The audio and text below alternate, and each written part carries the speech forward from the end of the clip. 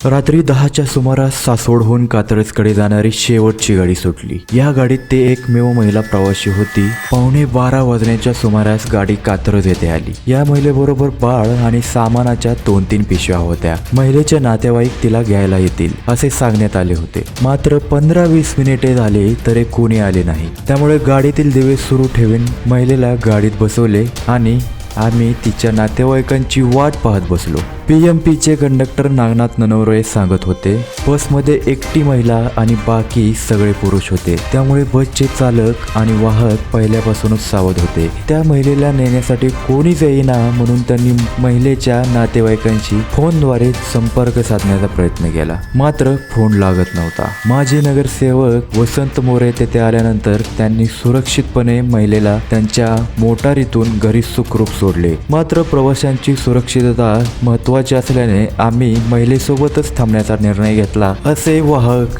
नागनाथ ननवरे यांनी सांगितले। या बसचे चालक अरुण दसवडकर यांनीही हा निर्णय घेताना मोलाची साथ दिली। ननवरे गेल्या 18 वर्षापासून PMPचे वाहक आहेत। कात्रज आगारात सध्या यांची नियुक्ती केली आहे। चालक वाहकांना सलग 3 महिने एकाच वर्गावर नियुक्ती केली जाते। त्यानुसार त्यांच्याकडे सासवड कात्रज या मार्गाची जबाबदारी आहे।